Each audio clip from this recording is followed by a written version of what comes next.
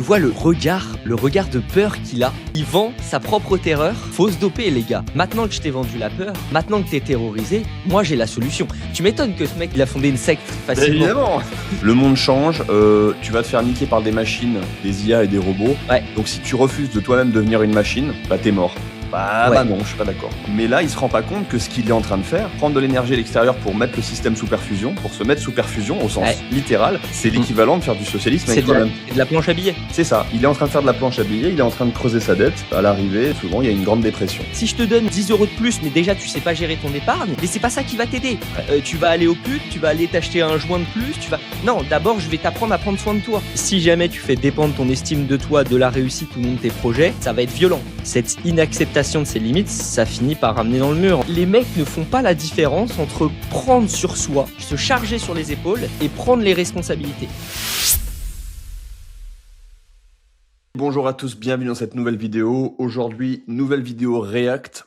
On va réagir à la vidéo de quelqu'un que vous connaissez peut-être ou peut-être pas, Jean-Marie Corda, qui nous parle de dopage et de peptides. Alors peptides, c'est le truc le plus à la mode en ce moment. On entend parler énormément dans les sphères biohacking, longévité, productivité.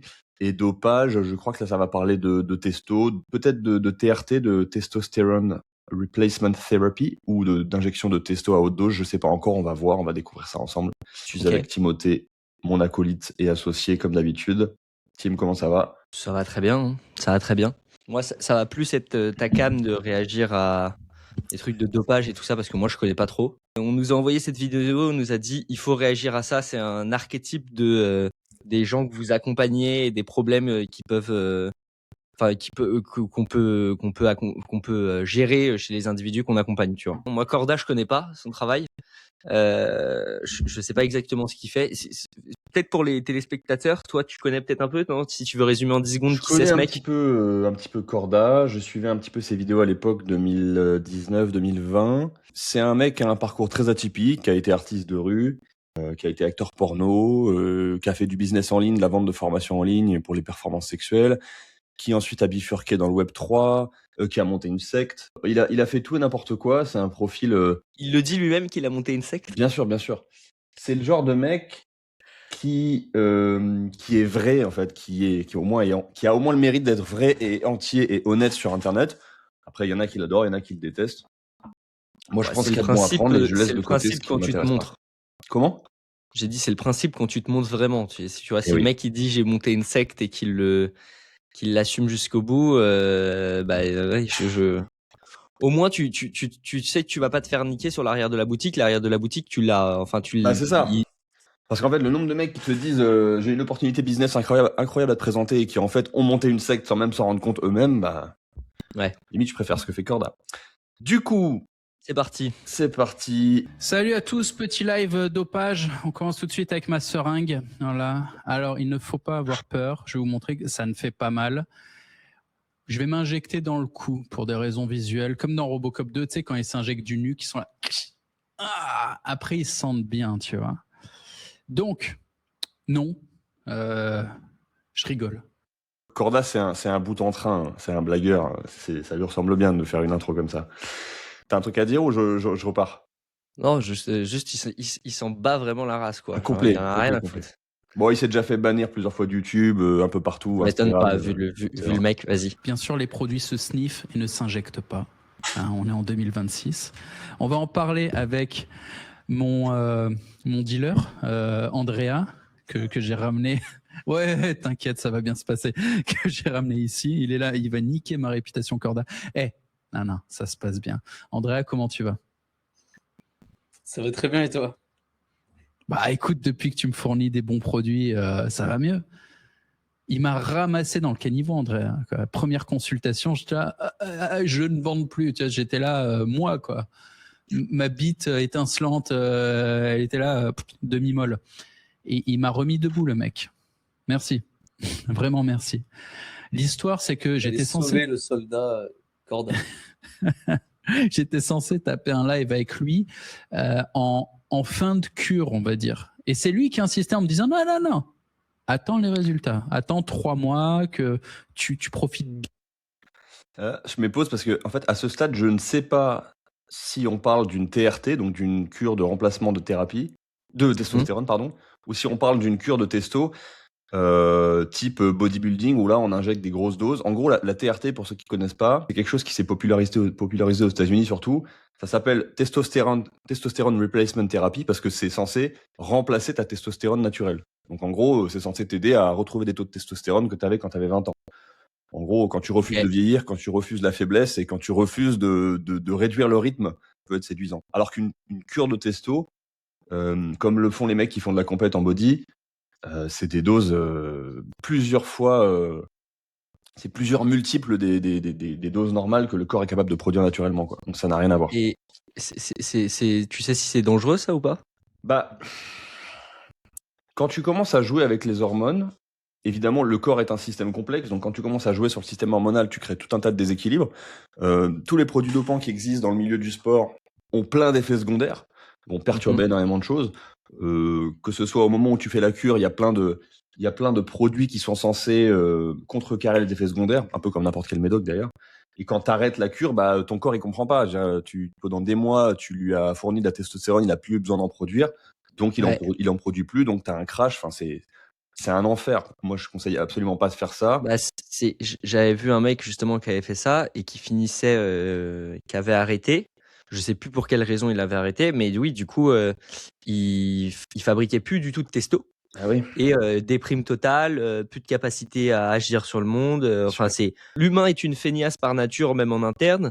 Donc, à partir du moment où tu lui donnes sur un plateau certaines hormones qu'il a pu à produire, il arrête d'en produire. Exactement. Et il repose du coup sur une stratégie de compensation, c'est-à-dire que tu vas détruire le système interne pour injecter plus depuis l'externe, quoi, de la testo. C'est donc exactement, à long terme, c'est catastrophique. c'est exactement comme l'agriculture moderne qui a appauvri les sols en apportant toujours plus d'engrais extérieurs. Et en fait, le jour où il y a plus d'engrais, par exemple, je sais pas moi, un détroit au Moyen-Orient bloqué pendant 1 an et plus d'engrais disponibles et plus de possibilité de fertiliser les champs, et ben les champs sont complètement vides, la terre est morte et du coup il y a plus rien qui pousse. C'est un peu pareil. Ouais, tu fragilises le système, quoi. Exactement. Tu apportes une source exogène d'énergie au système et tu habitues le système à dépendre d'une source extérieure et il devient dépendant. Mais il faut juste avoir conscience des enjeux et de ce que tu perds et de ce que tu payes. Et puis c'est un espèce d'arbitrage, il faut peser le pour et le contre. Mais c'est vraiment 2 mondes différents, hein, TRT et dopage à haute dose. Pour moi, le dopage à haute dose, c'est forcément une connerie, quoi. Ok, vas-y, go. Bien, je donne un petit topo et après je vais te laisser te présenter correctement.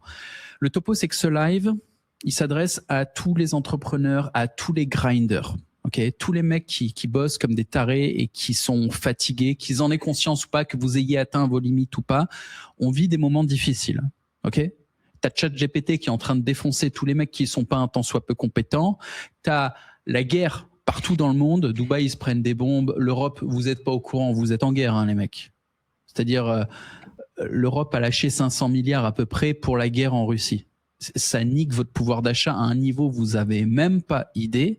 Ça rend la situation difficile.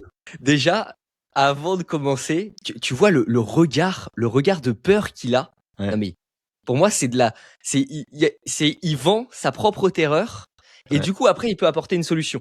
Il a pas besoin de forcer. Regarde, bah oui, il a pas besoin de forcer parce que bon, bah il prend des éléments factuels. Ok, ouais.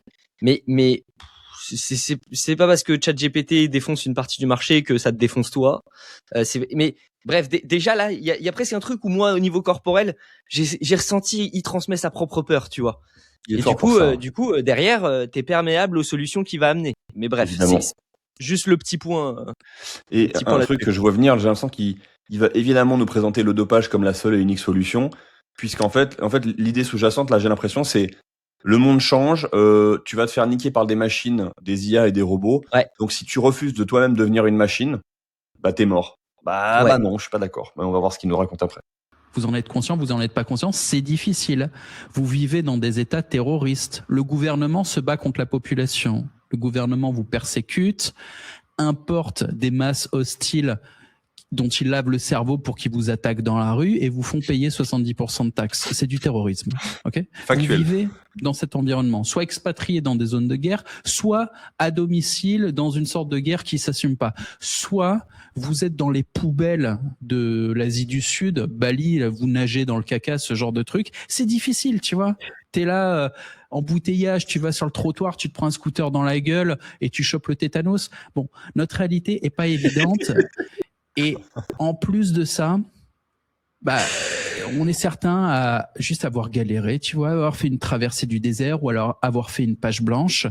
Et donc, ça peut vous faire marrer, mes propos. Non, mais la réalité, c'est que pour faire de la thune, pour vivre bien et pour provider pour sa famille, faut se battre avec un niveau d'agressivité qui a rarement été atteint.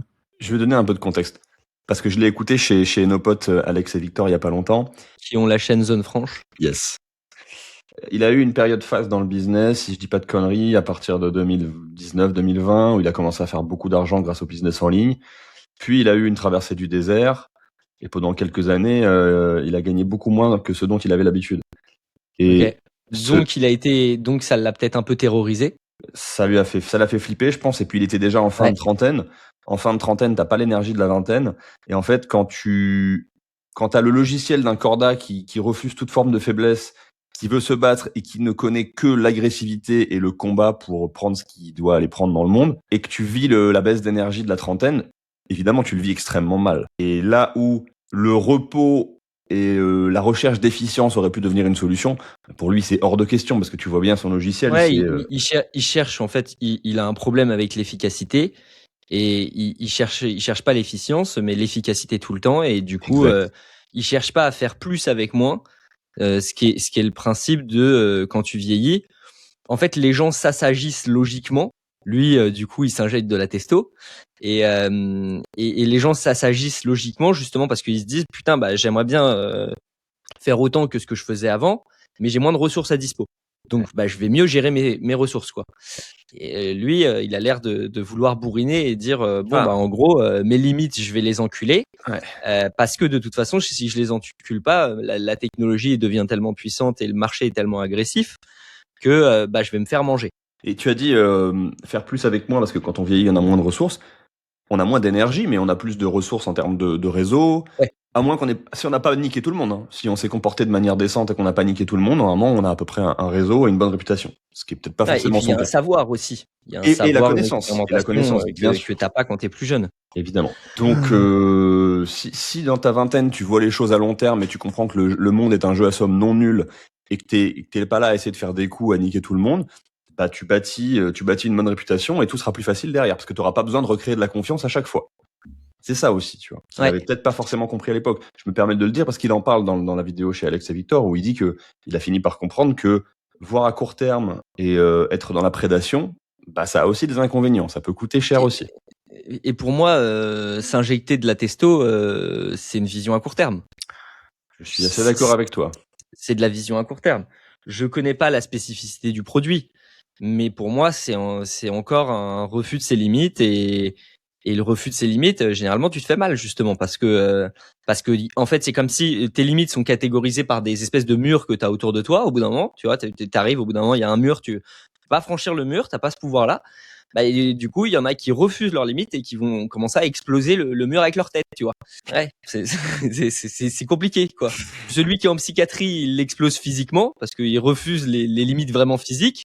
Celui qui l'est pas et qui le refuse, il refuse les limites symboliques du monde. Et puis même ses limites en termes d'énergie, là, par exemple. Ouais. Mais on va voir ce que ça donne. Je pense que c'est vraiment intéressant. Allez, je continue. La compète est devenue difficile. On n'est plus il y a 10 ans où c'était l'âge d'or Internet et où le dernier des tocards faisait de la thune. Non. Juste, il a raison. La compète est plus dure qu'avant. Mais au lieu d'essayer de comprendre quelles étaient les limites de son logiciel et comment faire autrement, bah, il fait plus de la même chose. Et comme il a plus assez d'énergie intrinsèquement dans son système, bah, il va chercher de l'énergie à l'extérieur. C'est vraiment exactement... On dirait l'État et le socialisme. Comment ? On dirait l'État et le socialisme. C'est non, ça marche pas. Non, mais on va faire plus de socialisme. Alors ça, c'est un très bon argument. On l'a déjà dit dans une autre vidéo, mais si jamais il voit cette vidéo, je pense que ça lui parlera. C'est une vision très capitaliste, très de droite, très la vie c'est un combat à son échelle. Évidemment, économiquement, c'est absolument pas un socialiste, c'est plutôt un libéral. Mais là, il se rend pas compte que ce qu'il est en train de faire, prendre de l'énergie à l'extérieur pour mettre le système sous perfusion, pour se mettre sous perfusion au sens littéral, c'est l'équivalent de faire du socialisme. C'est de la planche à billets. C'est ça. Il est en train de faire de la planche à billets, il est en train de creuser sa dette. Et à l'arrivée, souvent, il y a une grande dépression. Faut être putain de bon, faut être putain d'agressif. Ok. Et faut se doper. Pour la plupart, hein. J'ai plus 20 ans, les mecs. Moi, je me dope. Il y a des triches difficiles. Tu vois, quand tu dis, je vais pas payer la TVA, je vais frauder le fisc. Mais c'est vraiment, t'es un gosse perdu. Lui, il te donne des grands conseils en mode bien droit. Il faut que, tu vois, faut se doper, les gars.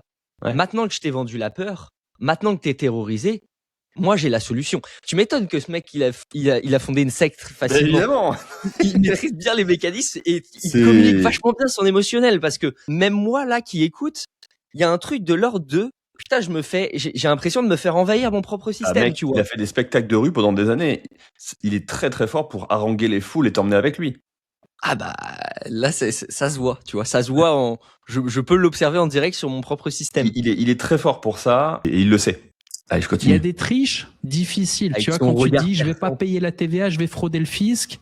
Ça passait peut-être il y a 5-7 ans, ça ne passe plus. En face, ils sont trop forts, ils ont tout automatisé, ils détectent. Je sais, c'est mon boulot, je travaille dans le processing de payment. À la base, ok, ils détectent toutes les transactions, ils savent si vous avez payé la TVA ou pas, ils savent ce que vous foutez. Donc, se doper, entre guillemets, tricher, entre guillemets, en essayant de frauder, je comprends la dynamique et ça ne marche plus, ok, c'est plus une bonne stratégie. C'est les individus se font violer par enfin, on va biper ce mot parce que, hein, se font violer par leur politique, globalement. Et du coup, lui, ce qu'il propose, c'est violer votre propre système. Tu vois. C'est ça. C'est le papa symbolique est violent avec vous et il arrivera toujours à vous attraper, à vous coller une rouste. Donc vous devez vous traiter avec violence pour lui échapper. Je suis pas sûr que ce soit. Et là où il est fort, c'est que moi, de ce que j'ai capté de lui, c'est qu'il est à l'étranger. Il est genre en Roumanie ou un bail du genre, non? Il a vécu en Russie. Et aujourd'hui, je sais pas où il est. Je pense qu'il est toujours en Russie. Je spécule. Parce que du coup, il vit pas l'oppression que non, les gens vivent en France. Il est parti de France il y a longtemps. Il y a 10-15 ans, il s'est barré. C'est aussi pour ça qu'il a une telle liberté de ton. Il y a vraiment des contenus où il y va très très fort. Hein.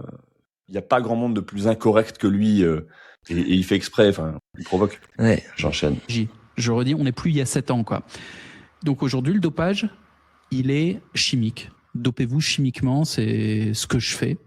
Et putain, ça va mieux. Ça va mieux. J'étais dans un burn-out complet. J'arrivais plus à aller à la boxe. J'étais un mec, je m'entraînais 6 fois par semaine. Tu vois, genre 2 fois la boxe et le reste à la gym. Là, c'était 0. Je pouvais plus m'entraîner. J'étais un mec qui bossait comme un taré. Là, c'était pas terrible, tu vois. Je comprenais plus rien. T'as entendu ce qu'il a dit ? J'étais un mec qui bossait comme un taré, là tu vois, là, l'espèce d'identification, hein. Il s'est totalement identifié à cette image de lui-même, du mec fort, qui baisse jamais les bras, qui s'entraîne même quand il est fatigué, qui va à la salle 6 fois par semaine, qui fait de la boxe, qui fait du business, et il pouvait pas accepter une baisse de régime. C'était impensable. Ouais. Mais du coup, c'est de l'endettement. Ouais. C'est de l'endettement, et en fait, c'est pas de l'efficience, et à long terme, il payera le prix. Parce que là, il a trouvé une solution. Là, il est content. Genre, mais c'est une solution court terme pour moi. Oui, mais le problème, il y a un moment, il va se la reprendre puisqu'il se l'est déjà pris. C'est nous ce qu'on dit souvent avec les gens qu'on accompagne. C'est pour ça qu'on est contre une approche coaching brute, parce que si tu coaches, en fait, tu donnes plus d'énergie à quelqu'un qui ne sait pas déjà gérer ses propres ressources. On apprend à faire de la gestion de ressources. Et donc, au bout d'un moment, si je te donne, 10 euros de plus, mais déjà, tu sais pas gérer ton épargne, mais c'est pas ça qui va t'aider. Ouais. Tu vas aller au pute, tu vas aller t'acheter un joint de plus, non, d'abord, je vais t'apprendre à prendre soin de toi. Tu vois, d'abord, je vais t'apprendre à gérer tes ressources. Et après, potentiellement, se faire coacher de temps en temps, oui, aller explorer un peu plus ses limites, oui. Mais lui, il a pas fait les étapes de base et il est en train de s'auto-coacher en boucle, faire de l'auto-hypnose, ce genre de truc, pour aller toujours plus loin. Mais c'est de la merde, en fait, comme système. C'est vraiment de la merde. C'est ce que tu as dit là, donner plus d'énergie à quelqu'un qui sait pas gérer son énergie, ça n'est pas lui rendre service, c'est exactement comme donner plus d'argent à quelqu'un qui sait pas gérer son budget. Ouais. il va tout dépenser, il va tout cramer, il va faire plus d'entropie et dépenser plus d'énergie et finir exactement de la même façon. Enfin, encore une fois, le parallèle entre l'économie et la santé, quoi. Une évidence. Ah là là, je continue. J'ai le cerveau au ralenti. J'ai essayé, hein, parce que j'encaisse bien la douleur. Et ben c'est bon, tu vois. On va parler des bonnes idées que j'ai eues dans le business le mois dernier. Là, je suis de retour. On va peut-être parler du fait que ce matin, j'ai mis un knockout à la boxe. C'est au bout d'un moment, quand tu vois qu'un système part en dépression, c'est que la trajectoire de base est mauvaise. Et comme je reviens sur ce que tu as dit tout à l'heure, c'est au bout d'un moment, tu vois que le socialisme ne marche pas, qu'il endette le pays, qu'il est en train de... Tu fais pas plus de socialisme. Tu te dis, ok, qu'est-ce qu'on fait mal, les gars? Non, mais là, il fait la même chose. Il est complètement aveugle sur son propre logiciel. Il se dit, non, c'est merdique, c'est pas grave. C'est pas, je vais pas me remettre en question.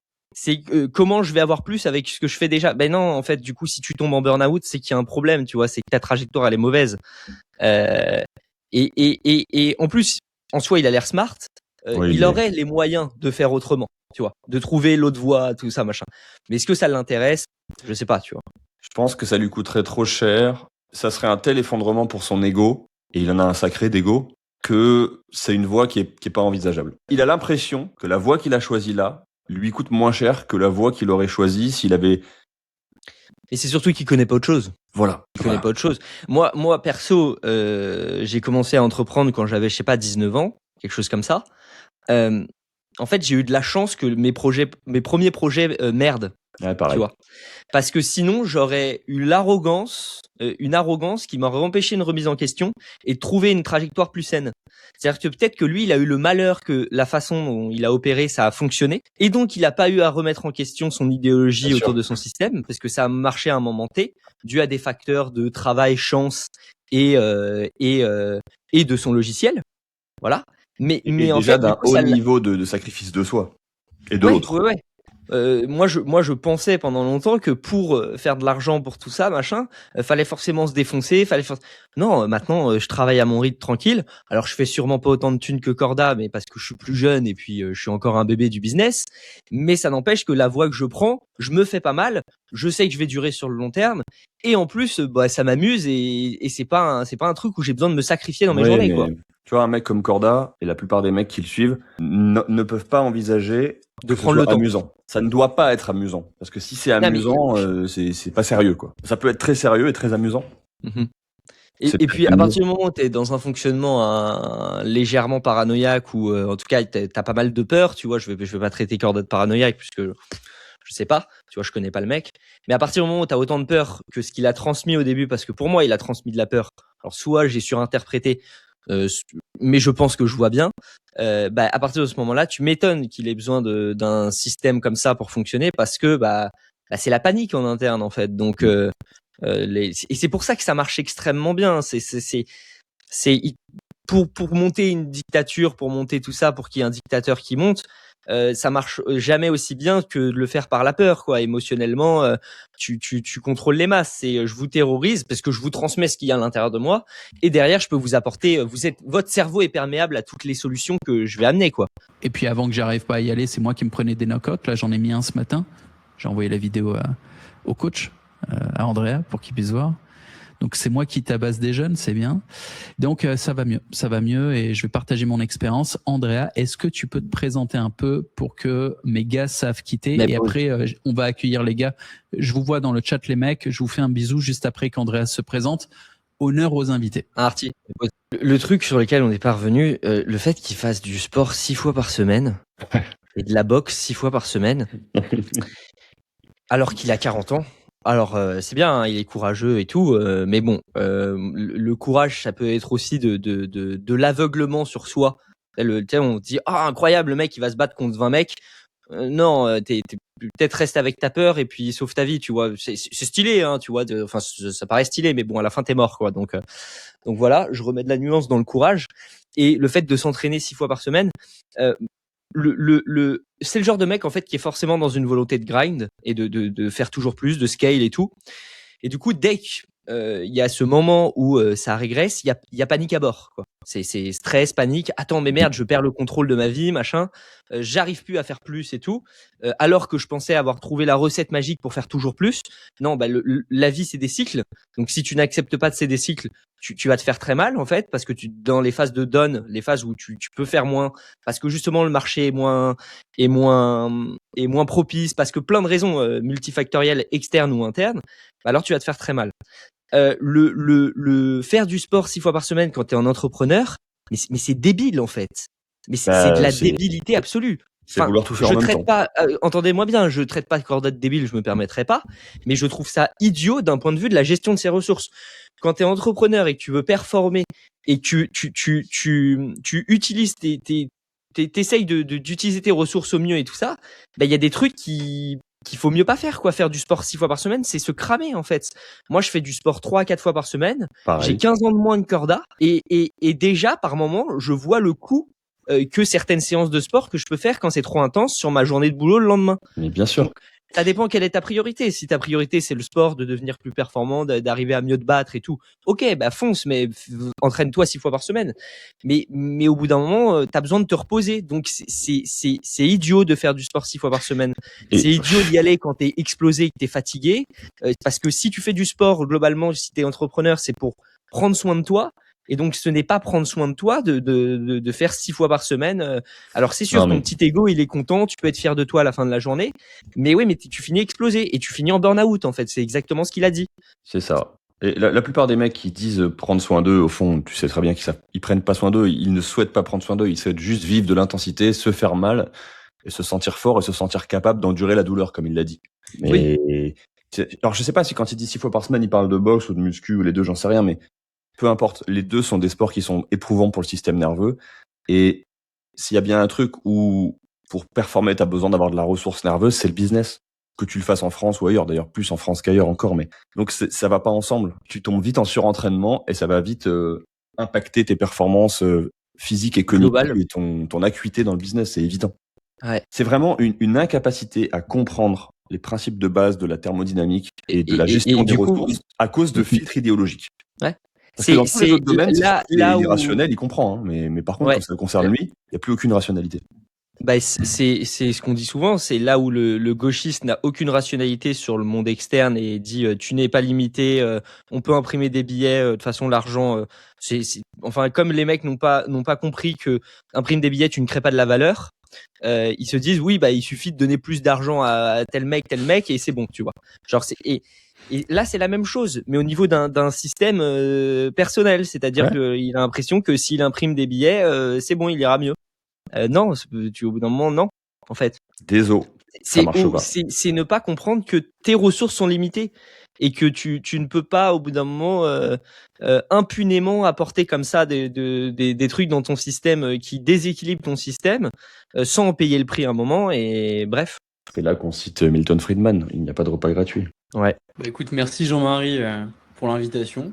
Merci de la collaboration aussi, parce que chaque profil avec lesquels je peux travailler, c'est une richesse de plus. Je travaille principalement avec des entrepreneurs. Chaque profil est ultra différent. Je suis aligné avec ce que tu as dit sur le monde de l'entrepreneuriat à l'heure actuelle. Peu importe votre niche, peu importe les conditions dans lesquelles vous travaillez, il y a vraiment un grand intérêt à surnager et à être optimisé. Donc c'est ce que je fais. Moi, je m'appelle Andrea. Je suis fondateur de... Il y a un grand intérêt à surperformer et à être optimisé, mais pas à n'importe quel prix. J'ajouterais juste ça. Ouais. No Wasted Energy, on travaille dans le milieu du biohacking. On peut parler de dopage, mais on parle de biohacking, donc toutes les voies biologiques pour atteindre des états supérieurs, évidemment dans le range naturel la plupart du temps. Mais c'est dans le milieu dans lequel je travaille. Je travaille à la fois sur un versant très performance, ce qu'on fait principalement avec Jean-Marie, et un versant très longévité. Ça va faire 3 ans maintenant que je tiens des suivis performance.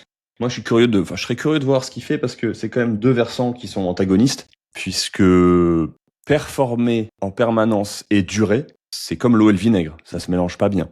On n'a pas encore trouvé le hack pour déjouer les lois de la physique. Ouais, tu peux pas être tout le temps en sprint, en fait, c'est tout. Hein.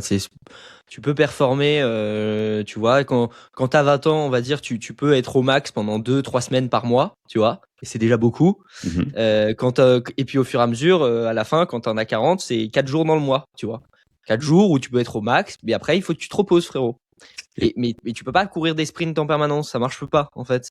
Et sauf que si tu n'acceptes pas ce cycle de la vie, ben, je le répète, hein, mais tu finis en burn-out, en fait. J'ajouterais un truc, c'est que il y a une part de subjectivité là-dessus où on est tous égaux face aux lois de la physique. Et il y a une part de subjectivité déjà au niveau des capacités physiques, que ce soit la génétique, la testo, les prédispositions physiques et cognitives. Il y a une part d'inégalité. Évidemment, on n'est pas des égalitaristes, hein, loin de là. Et il y a aussi une part de subjectivité dans le filtre entre nous et le réel. Enfin, dans la capacité à sentir la douleur, dans la capacité à sentir qu'on s'épuise, à sentir les signaux faibles de fatigue, à accepter le repos, à accepter de sous-performer, à accepter de pas toujours être au top. On n'est pas du tout égaux face à ça. Il y en a qui sont dans le refus total de la faiblesse ou de ne pas être au top tout le temps. Et eux, évidemment, ils peuvent tirer sur la corde pendant plus longtemps, ils peuvent livrer plus de performances, ils peuvent être plus dans le rouge. Mais c'est pas pour autant qu'ils vont pas payer le prix à la fin. C'est juste ça pourra peut-être durer un peu plus longtemps. Mais ça finit toujours par arriver. On reviendra sur le limite, on reviendra pendant la vidéo sur le refus des limites et qu'est-ce que ça dit de l'individu, quoi. Ouais, je continue. Et longévité. Voilà. Principalement avec des entrepreneurs, forcément, c'est le public qui a envie de s'optimiser au quotidien, qui a besoin en réalité de s'optimiser au quotidien. Tu veux développer une fois qu'ils sont cramés, on les récupère. Merci, je sais pas comment il s'appelle. Merci Andrea. Tu veux développer il nous prépare, il laboure le champ pour nous. Ah non, mais clairement. Pourquoi selon toi le public des entrepreneurs, c'est ceux qui veulent le plus ça et alors, est-ce que c'est ceux qui doivent s'optimiser? Ça, je sais pas, mais pourquoi est-ce que c'est ceux qui veulent le faire selon toi? Parce que l'entrepreneur d'internet moyen c'est un mec qui a dit fuck à la société, qui a dit fuck au père symbolique, qui a dit non, au bout d'un moment, ton salariat, de la façon dont tu dis qu'il faut faire, c'est de la merde. Vous êtes des cons et je vais vous prouver que je vais pouvoir faire mieux. Et donc généralement il n'y a pas de père. Donc le père, c'est celui qui vient contenir. Donc il n'y a pas de père symbolique qui vient contenir. Et donc à la base, le profil qui est entrepreneur, en ligne, d'internet et tout classique, c'est un mec qui a un refus de se faire contenir, donc un refus de ses limites. Et donc il va peut-être réussir certains trucs parce que justement il explore des voies que la société classique n'explore pas. Donc c'est aussi, on pourrait aller sur les gens qui sont assez psychotiques ou qui ont des tendances à être pervers, mais bref, je rentre pas dans le détail au sens lacanien. Mais donc c'est ce genre de profil où il y a pas de pair en fait. Et donc il y a pas de pair en macro et il y a pas de pair en micro. Et donc il y a pas de pair non plus dans ils ont pas la capacité d'accepter leurs limites dans le réel physique. Leurs limites à la fin de la journée je suis crevé mais je culpabilise de me reposer, tu vois, il y a un truc de l'ordre de non mais vas-y je suis pas une merde machin. Et donc il y a un refus de non mon chéri, en fait t'es fatigué en fin de journée, il faut que tu dormes, tu vois, parce que comme ça demain tu pourras être bien, tu pourras être en forme et tu pourras faire une nouvelle il y aura une nouvelle journée en fait. Et sauf que comme il n'y a pas ce truc de douceur qui est de la bonne maman et de daron qui vient dire écoute, au bout d'un moment tu vois là, si tu continues tu vas finir très mal, tu vas finir en burn-out, donc tu t'arrêtes de bosser, tu rentres dans ta chambre et tu te reposes maintenant, tu vois. Il y a pas ce truc c'est non mais moi je vais pouvoir faire plus. Non, au bout d'un moment t'arrives à tes limites, tu peux pas faire plus, t'es fatigué, respecte le fait que t'es un corps qui a ses limites, respecte tout ça. Et donc une des explications à la question que tu m'as posée, c'est ça. C'est celle que j'attendais.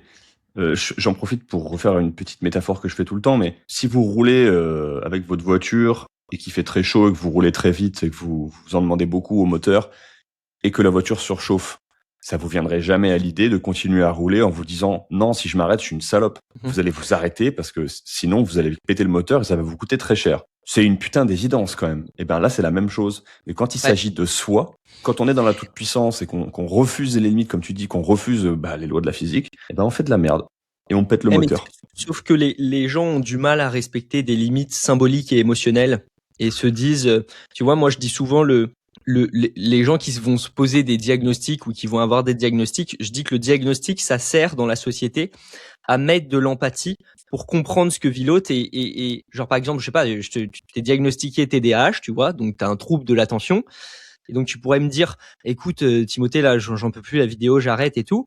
Et moi je vais pouvoir te mettre dans l'empathie et dire oui, je comprends, t'as un TDAH en même temps, tu vois et tout. Et Et si jamais, t'as pas ce diagnostic, je pourrais te dire, non mais frérot, bah pousse un peu, c'est bon, travaille un peu plus là, euh, arrête de faire ta tafiole, tu vois, genre t'as envie tu vois, je pourrais avoir un truc comme ça, tu vois, de l'ordre de, alors je peux le faire avec genre, oh tu pourrais faire un effort, tu vois, qui serait un peu plus socialement acceptable, mais ça, bah non en fait, potentiellement je peux pas faire d'effort, tu vois, parce que j'arrive à mes limites. Sauf que les gens ont besoin de diagnostic par un médecin en blouse blanche, tu vois, pour leur dire, non, je suis arrivé à mes limites, tu vois. Et au lieu d'avoir cette capacité empathique et de se dire, ok, non mais peut-être que là il a un peu trop forcé, là peut-être que ça y est, c'est trop, tu vois.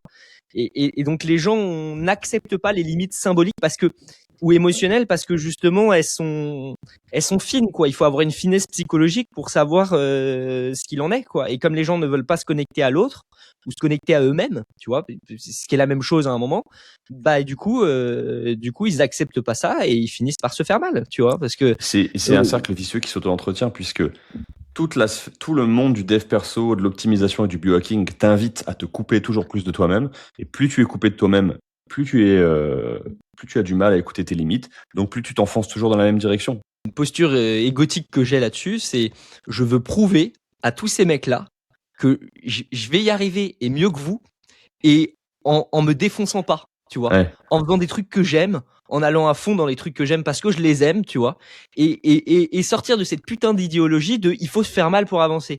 Bah non les gars, en fait, je suis pas d'accord avec ça et je vais vous prouver le contraire et c'est en cours de processus, quoi. Et ça me donne de l'énergie et ça me donne envie de Ouais, je retourner comprends. Internet là-dessus parce que ça m'énerve comme vision, en fait.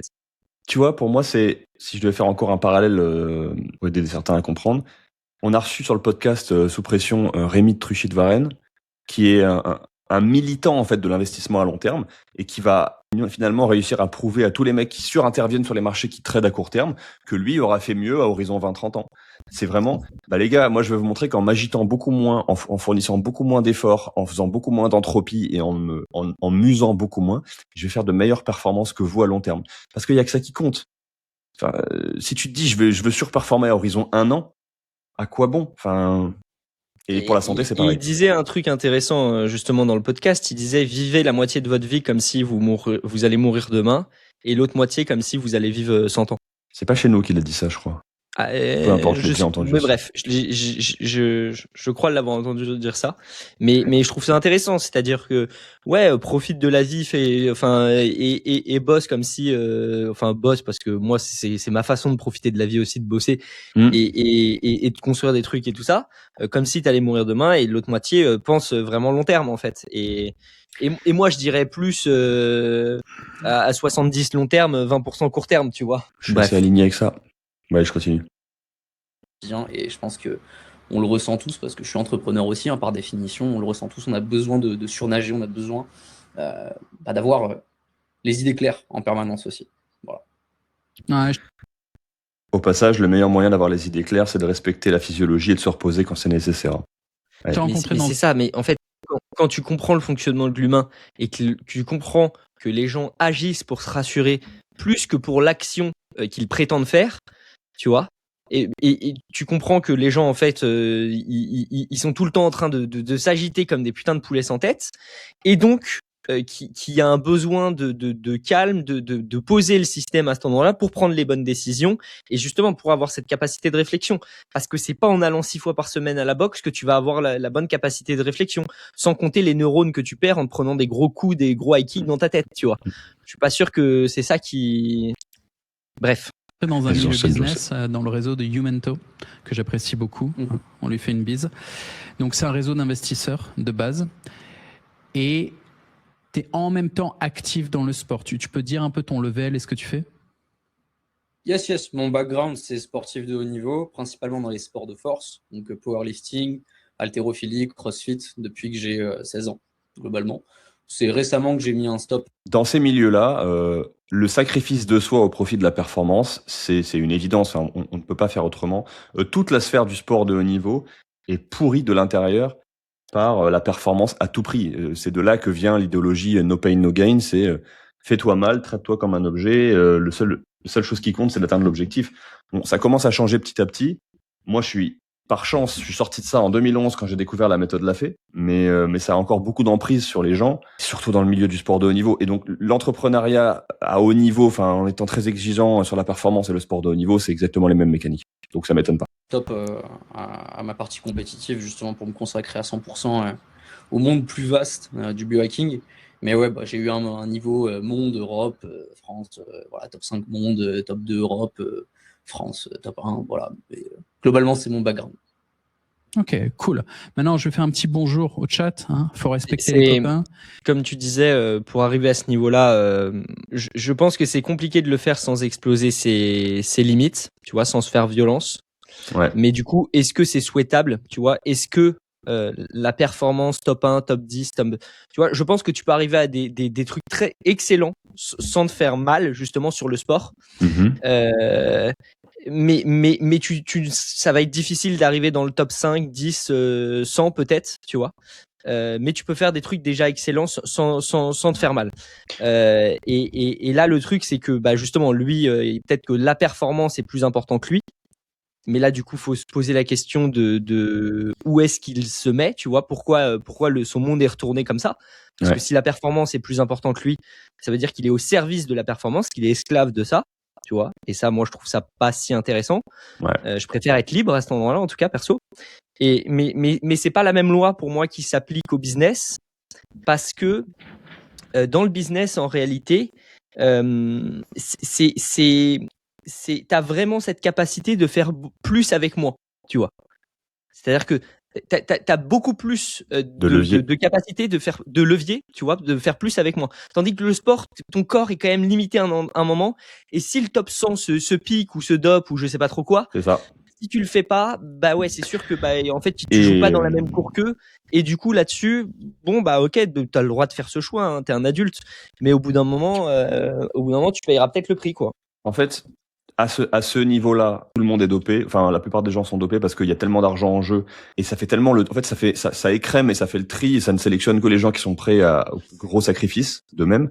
Donc, si tu veux jouer à ce jeu-là, t'es un peu obligé de faire pareil, à part peut-être dans certains sports et à part quelques infimes exceptions de gens qui ont parfaitement la bonne génétique pour tel ou tel sport et qui s'entraînent de manière très intelligente, mais c'est très très rare. Et donc, oui, je sais plus ce que je voulais dire exactement, mais en gros, t'es forcé de payer le prix le plus élevé. Et si, comme tu l'as dit, c'est plus important pour toi de performer, d'être parmi les meilleurs parce que tu veux prouver ou parce que je ne sais quoi, si c'est plus important que ta santé, écoute, vas-y, mais sois conscient du prix que tu vas payer. Parce que tu vas le payer, ça c'est sûr. J'ai un club plutôt qui est très axé combat, très violent. En plus, c'est pression et combat rapproché. C'est vraiment surprenant qu'il ait choisi ce club. Je le vois bien faire des combats de chiens, Corda. Je sais pas pourquoi, je le vois bien, genre, peut-être qu'il a travaillé dans la rue en tant que il faisait quoi, du spectacle, tu vois, il fait des combats, je le verrais bien faire des combats de chiens et faire des paris, tu sais, genre, je suis sûr qu'il a déjà fait ça dans sa vie, il est tellement, Il y a moyen. Donc c'est particulièrement fatigant, particulièrement violent. Et j'arrivais même plus à y aller, quoi. Avant que tu me reprennes en main, j'arrivais plus à y aller. Je vous donne un peu l'historique. J'étais complètement dépassé par mon activité pro. C'est-à-dire que Bonsaï est un projet qui était trop gros pour moi, tu vois. J'étais pas censé réussir ce truc. Ça fait 3 ans que j'ai commencé. On est une plateforme tout en un pour les business online et on s'occupe notamment de la partie encaissement. On est facilitateur, on est merchant of record, on est processeur. C'est un peu hybride, mais c'est difficile en fait. C'est une industrie très très compétitive et très rigoureuse. On peut pas faire le guignol. En fait, Corda, avant de lancer ce projet-là, il a toujours réussi dans des projets où il y avait une vision court-termiste et où il pouvait prendre beaucoup de valeur en peu de temps. En peu de temps et en utilisant ses talents d'éloquence, de séduction, d'hypnose et de transmettre la peur, etc.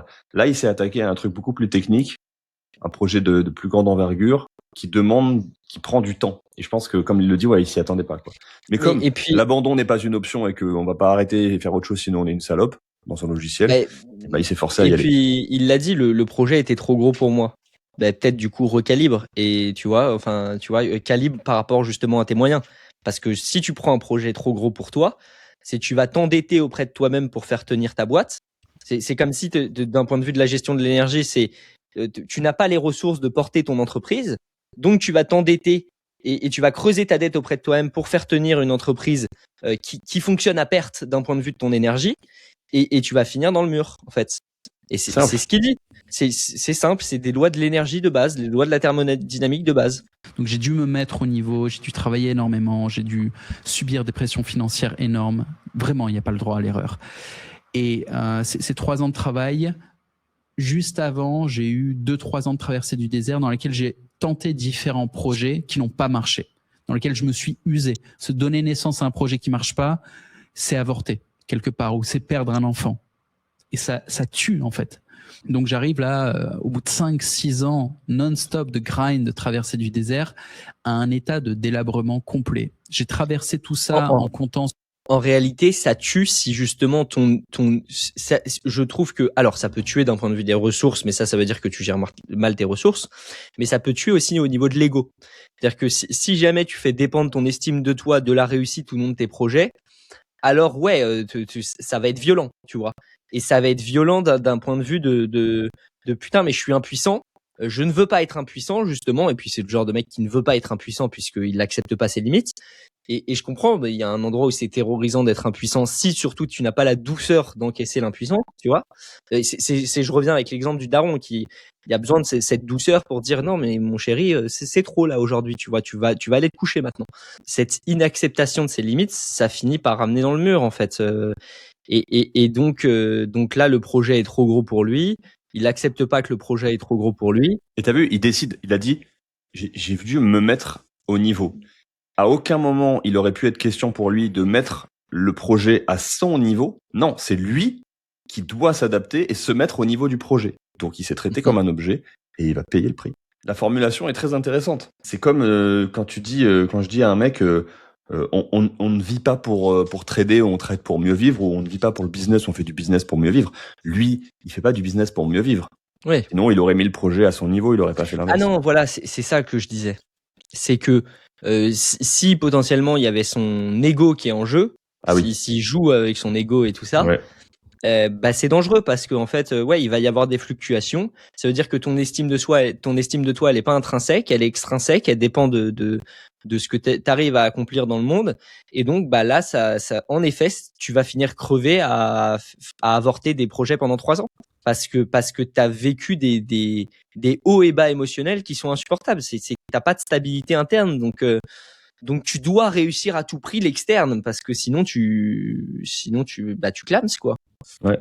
Tu t'effondres. Ton ego clame, en tout cas ton estime de toi clame, c'est du coup tu peux pas te regarder en face, c'est douloureux quoi. Et il y a rien de plus flippant que de laisser son ego clamser. Ouais. Allez, j'enchaîne. Complet. J'ai traversé tout ça en comptant sur ma résistance à la douleur, en comptant sur l'amour des proches qui sont autour de moi et qui acceptent mon état de stress constant, ce qui est pas agréable pour les proches. Ils dealent avec ça, mais ça leur fait pas plaisir. Ils me disent ça va, moi je dis non ça va pas. Mais je dis la vérité, tu vois. Mais ça les fait chier. Genre ma femme, ça l'emmerde, tu vois. Et j'en viens à lui mentir, j'en viens à lui dire ouais ça va, tu vois. Ou à prendre de la distance. C'est-à-dire quand je suis trop stressé, je reste dans mon bureau. Je rentre pas à la maison, je reste au bureau plutôt que lui faire subir. Intéressant ça. Genre si je vais mal, alors je te le fais forcément subir puisque tu seras pas capable de prendre soin de moi ou de me considérer si je ne suis pas au top. Ouais, et puis après sa femme peut avoir aussi ses limites quoi. Si Bien en sûr. effet le mec fait tout le temps la gueule et que c'est terrible en interne, mais tu vois justement en fait quand il disait le monde est chaotique, le monde est machin, non Corda, c'est toi qui es chaotique, tu vois, avant tout. Et en fait le monde ça a beau être statistiquement de plus en plus le bordel, c'est pas pour autant qu'il y a un bordel interne, tu vois. Moi, oui, je vis en France, c'est le bordel, tu te fais prélever à 50%, c'est du vol, ok. Mais c'est pas pour autant que c'est le bordel dans ma vie en interne, en fait. Et c'est deux choses qui n'ont rien à voir et les gens se cachent derrière le fait que ils vont regarder l'endroit où c'est le bordel dans le monde et ils vont dire ah ben c'est normal que ça soit le bordel dans ma vie. Mais non, c'est pas normal en fait. Tu peux faire autrement que te calibrer sur la statistique mondiale, tu vois. Ouais, je capte. Bien mon stress. Donc j'en étais arrivé là quand même. Et c'est ok, c'est le parcours entrepreneurial. J'ai même pas manqué de discipline, j'ai même pas eu un problème de fragilité, j'ai pas une mauvaise génétique, non. J'ai juste trop encaissé dans ma gueule et c'était dans tous les aspects de la vie. Tu vois, c'était business difficile, vie privée difficile. J'ai eu un enfant en même temps, ce qui est une bénédiction. mais c'est une charge, c'est une charge mentale, émotionnelle et tout ça. Et tout cumulé fait que Petite parenthèse là-dessus, j'en parlais il y a pas longtemps avec Bhaskar et avec Flavio aussi. Flavio Guillonneau, qui est coach sportif. Avoir un gosse, c'est évidemment très fatigant. C'est une charge, comme il le dit, une charge mentale, un stress en plus. Et aujourd'hui, on fait des enfants de plus en plus tard. Lui, il a eu un enfant, je pense, vers 37, 38 ans. Bah, évidemment, c'est beaucoup plus difficile à encaisser que quand t'as un gosse à 20 ou 25 ans. C'est comme prendre une cuite, tu vois. À 20 ans, tu prends une cuite, le lendemain, à midi, t'es frais. À 30, bah, il te faut 2 jours pour t'en remettre. Et à 40, j'imagine même pas, tu vois. Non, et Ça, puis c'était- je pense que le gosse, c'est avoir un enfant, c'est la plus grande leçon de vie de c'est une leçon de vie de je dois faire avec mes limites. Je pense que ça remet une claque de réalité à l'ego, justement, à partir du moment où t'as un enfant, parce que tu vois que tu ne contrôles pas le monde, il peut être en danger, enfin, il y a plein de choses que ça remet en jeu chez toi, qui sont super intéressants, et c'est pour ça qu'il y a beaucoup de gens qui partent en couille, en dépression, en burn-out, à partir du moment où ils ont un gosse, parce que justement, ils avaient une mauvaise gestion des ressources, ils étaient dans le rouge en permanence, donc oui, dès que tu rajoutes une charge, tout s'effondre en fait. Tu vois, c'est le verre d'eau qui a pas débordé, et tu remets une goutte et bah ouais, du coup ça explose quoi. Ouais. Tu fais tomber le bébé dans le verre d'eau, ouais, le verre d'eau va déborder, tu vois. Mais c'est de la mauvaise gestion à la base quoi. Il y a pas de douceur, il y a pas de finesse dans l'écoute de soi quoi. Clairement. Je dégradais quoi. J'avais de moins en moins d'énergie. J'arrivais plus à aller au sport. J'arrivais plus à aller à la boxe. J'arrivais plus à travailler comme avant. J'arrivais plus à rien. Donc j'ai commencé à voir Andrea quand mon business a été à flot. En fait, il a fallu que j'attende d'être rentable sur mon business, ce qui est très difficile dans mon domaine d'être rentable. Il y a des compétiteurs, ils ont mis 5-7 ans à devenir rentable. J'ai réussi à être rentable en 2 ans, 2 ans et demi. C'est ce qui est un putain de miracle. Et donc, dès que j'étais rentable, je me suis offert ce luxe de me dire, OK, c'est bon, je pense un peu à ma santé. Ouais, bah, c'est ça, ça confirme ce que tu disais. Enfin, la réussite était plus importante que lui et c'est dommage d'en arriver là. En même temps, le monde s'est construit sur les épaules, sur les cadavres de mecs qui ont fait passer la réussite avant eux. Et donc, c'est pas un bug, c'est une feature dans l'évolution.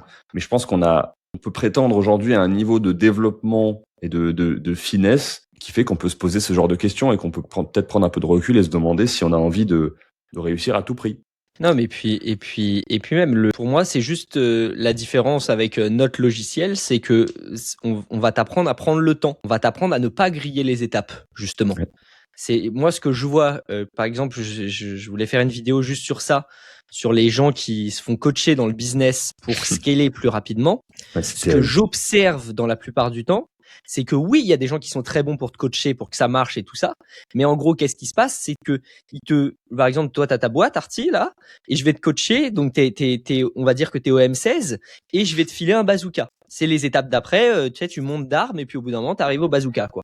Donc, je te file un bazooka, c'est bien, tu fais beaucoup de dégâts, ta boîte va scale et tout, machin, c'est cool. Sauf qu'en fait, tu ne sais pas gérer le bazooka. C'est-à-dire que tu as une force de frappe énorme, tu consommes énormément d'énergie, mais tu n'as pas la capacité de gestion.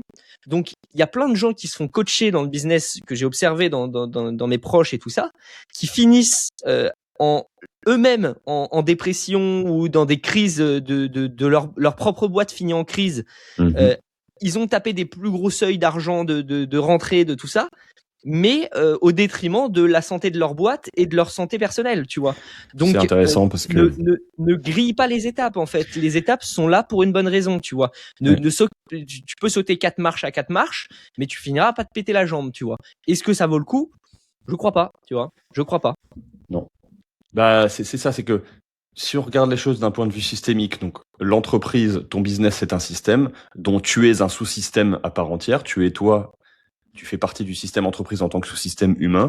Et si tu te fais coacher, bah, ça revient à ce qu'on disait tout à l'heure, tu fais rentrer de la connaissance que tu n'as pas, toi, de la connaissance et de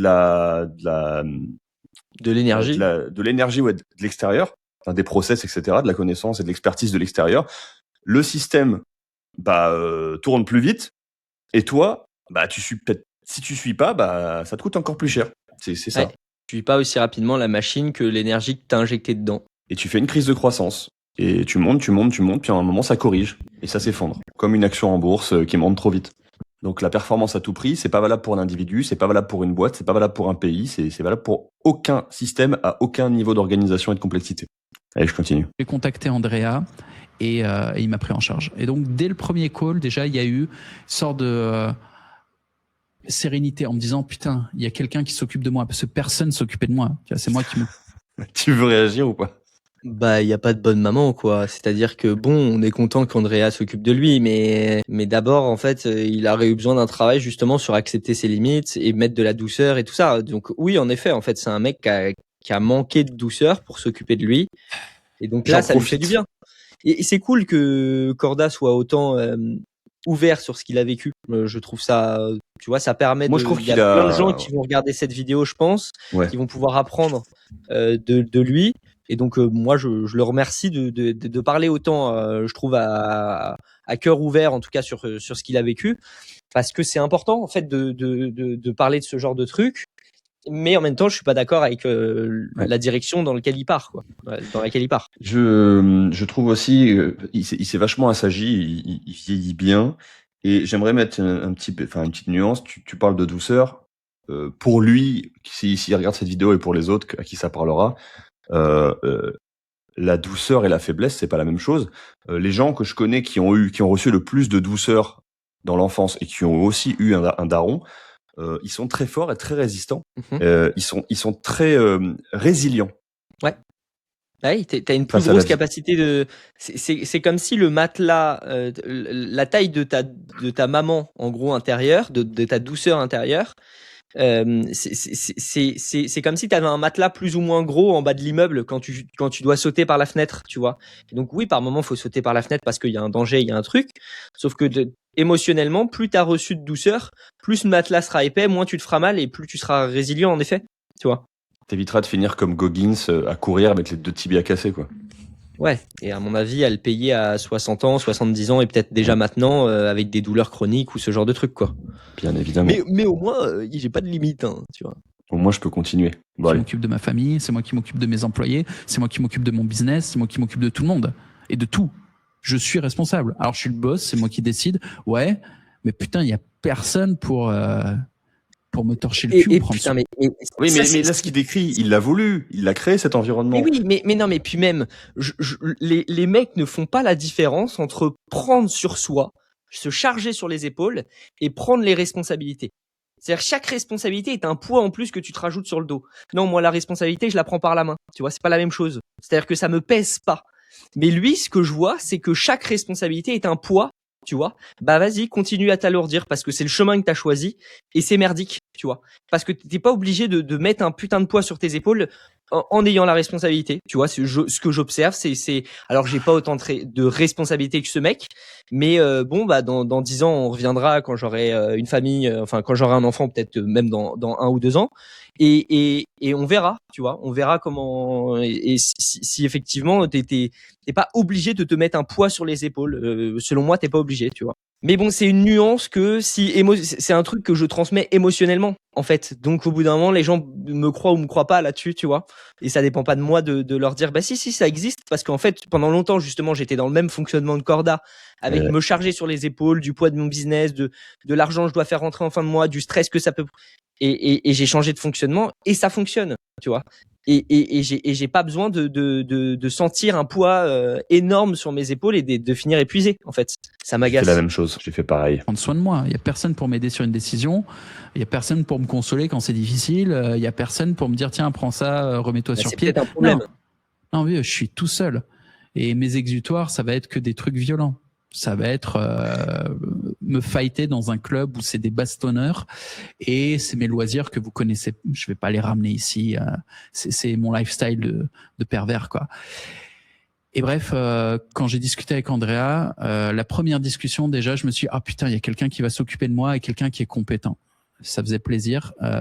Juste ça m'a relaxé en fait. Voir son level de compétence, Tu vois, il est très. il y a eu ça de bonne maman, tu vois.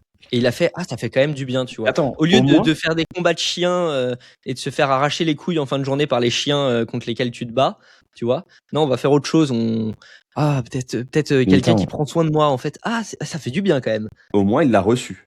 Ouais. Avec plaisir. Contrairement à un Stéphane Edouard, qui, quand il en a eu un petit peu de la part de sa mère, c'est ce qu'il raconte dans l'épisode de podcast avec nous, l'a refusé en bloc. Ouais. Et il décrit cette scène comme étant un des pires trucs qui lui soit arrivé, une des pires déceptions. Bah, en fait, ce qu'il dit Stéphane Edouard dans l'épisode, c'est ma mère un jour m'a dit, écoute, tu sais, t'as plus besoin de prouver, tu vois, t'as le droit d'arrêter, tu vois, t'es Ouais. pas obligé de continuer. Et ça, il l'a vécu comme une violence. Ouais. Parce qu'il s'est construit dans un truc de je ne suis pas suffisant, il faut que je me déteste pour avancer. Et donc, si tu me dis je suis suffisant, alors tout mon monde interne, tout mon logiciel s'effondre. Parce que, du coup, c'est le sens qu'il a donné à sa vie, de se détester pour avancer. Donc, à partir du moment où on lui dit non, mais tu sais, Stéphane, t'as le droit de t'aimer, en fait, t'es pas obligé de t'enfoncer des trucs dans le corps pour te faire mal, tu vois, t'es suffisant, tu vois. Et depuis cet espace-là, tu pourras peut-être faire la même chose, hein, mais pas avec la même volonté de se détester, en fait. Et ça, c'est de la violence pour un mec qui a pas reçu de douceur. Et c'est de la violence aussi pour tout son logiciel, parce que ça dit, bah, ta vie, t'es pas obligé de mettre ce sens, en fait. Tu peux mettre un autre sens, tu vois. Ouais. Et là, en plus, je déduis, donc je dis peut-être totalement de la merde sur Stéphane Edouard, que d'ailleurs j'embrasse, que en fait, il arrive à bout de ce logiciel en ce moment. Il a recommencé là un petit peu à produire des vidéos, mais je déduis que en fait, il voit que c'est pas une solution, que ça lui fait pas spécialement plaisir, il en a marre de se faire mal quand même et tout ça. Et en même temps, bah, c'est la seule voie qu'il a explorée et qu'il connaît, tu vois. Donc il produit plus tellement, il produit un peu moins peut-être, parce que justement il y a un peu ce côté un peu déprimé de ça peut-être, tu vois. Et bon, après là je surinterprète, donc je ne parle pas de Stéphane, je parle des idées que j'ai de Stéphane. Donc je vous laisse, et puis comme on parle pas de Corda, on parle des idées qu'on a de Corda. Bien sûr. Moi, j'ai beaucoup d'affection pour les deux. Bah c'est des chauves, quoi. Allez, je continue. Très technique. Il a vraiment de l'expérience avec des sportifs de haut niveau et avec des entrepreneurs qui grindent comme des porcs, des mecs que je respecte. Et il arrive à vulgariser tout ça pour que je comprenne. C'est-à-dire, il m'a rien dit, ou il a rien fait, ou je pigeais rien, où je me disais putain, il m'embrouille, il me casse les couilles. Il a réussi en fait à arbitrer la charge mentale qu'il m'imposait avec ses protocoles à suivre, tout en maximisant l'effet positif que ça avait. Tu vois, il a été dans le bon équilibre. Parce que j'ai discuté avec... Bon, finalement, il comprend le principe d'efficience. Mais quand ça s'applique à lui, et que c'est... Bref, quand ça le regarde comme uniquement lui en circuit fermé, non. Ouais, il a un biais. Il a un énorme biais, mais je pense qu'il le sait. Et il commence à s'en rendre compte, à mon avis. J'ai discuté avec d'autres mecs qui proposent des compléments, des programmes, des machins. Et dès le début, les types, ils arrivent avec un niveau de charge mentale. Ils me disent plein de trucs. Je m'en bats les couilles. Dis-moi juste quoi bouffer que ça aille mieux. Et donne-moi ça d'informations. Je veux 5% de théorie, je veux 95% de pilules ou de trucs à injecter. Je m'en bats les couilles. Je vais mal, je veux aller mieux. Après, je t'écouterai peut-être. Et en fait, André, il m'a donné une liste de trucs. Il m'a dit, tiens, prends ça. J'ai pris les trucs. Je suis là, oh, ouais, je t'écoute. Ça va mieux. Donc, c'est le premier effet. Et j'ai commencé à écouter, en fait, parce que ouais, putain, ça allait mieux. Je commence à essayer de réfléchir à la logique. Je suis contre globalement les systèmes médicamenteux, globalement. Mais ça n'empêche que quand t'es au fond du trou, en burn-out, en machin, pourquoi pas, en fait, si c'est du court terme, ça te permet de reprendre du recul, de redormir. Tu vois, je parlais avec quelqu'un de ma famille qui a une dépression. Bah, heureusement qu'il s'est tapé des gros somnifères pour dormir, parce que bah, tu dors pas, tu peux plus réfléchir et tu vas dans le mur. Ouais. Donc au bout d'un moment, c'est bien aussi dans ces moments-là enfin, ça peut être bien dans ces phases de dur de faire du court terme. Ouais. Parce que justement, tu as besoin de réalimenter le système en énergie. Et après, pour prendre un autre chemin, tu vois, diminuer les doses médicamenteuses et repartir sur un état d'homéostasie interne, un état d'autorégulation interne qui permet au système de vivre sans cet apport exogène qui peut finir par être toxique et voilà. Je vais faire encore la même métaphore. Tu peux relancer un sol, redonner de la vitalité à un sol pour relancer un écosystème, pour qu'il y ait des plantes qui poussent, et ensuite ces plantes elles se décomposent, ça nourrit le sol, et tu permets à un système de redevenir autosuffisant. Ouais. Donc je te suis complètement là-dessus. On partage le même avis sur les antidépresseurs. On est globalement très critique de ça, sauf dans certains cas. Genre si le mec va se suicider, bah oui, pourquoi pas lui donner une béquille en fait, une béquille chimique. Mais en sachant ce que ça lui coûte et en sachant que ça doit être une béquille passagère. Sachant que pour remettre l'église au milieu du village, on n'a pas l'expertise médicale de pouvoir dire ou non si vous devez prendre des antidépresseurs ou quoi. Donc, c'est comme si ton tonton te donnait un conseil, là, tu vois. Ouais. Là, on est au Prends bistrot, pas là. comme- Pour tous les mecs qui vont commenter que c'est des discussions de comptoir, oui, pas de problème. Là, la deuxième phase, c'est commencer à optimiser un peu. Et tout ce qu'il m'a donné, c'est des trucs ultra soft. Genre, j'ai testé des trucs un peu bourrins, m'injecter de la TRT, ce genre de trucs. Je suis pas là-dessus, là. Hein. J'ai ironisé tout à l'heure avec les seringues qui me restent. Je m'injecte rien du tout avec Andrea. Je prends des trucs, je prends de la vitamine B, des trucs comme ça, des trucs soft, magnésium le soir, enfin vraiment des trucs soft, et je sniffe un peu de peptides. Mais ça se passe bien, voilà. Moi, je connais pas bien les peptides. Ça a l'air très intéressant. C'est vrai. C'est vraiment la médecine a évolué. Hein. Les hormones de synthèse, ça a plus d'un demi-siècle. C'est vieux. Les peptides, c'est très récent. Ça évolue très vite. Évidemment, pour des raisons de législation et des raisons juridiques, bah, il y a certains endroits du globe où ça n'avance pas. Évidemment, l'Europe en premier, mais c'est extrêmement prometteur. Après, faut voir le prix à payer, comme d'habitude.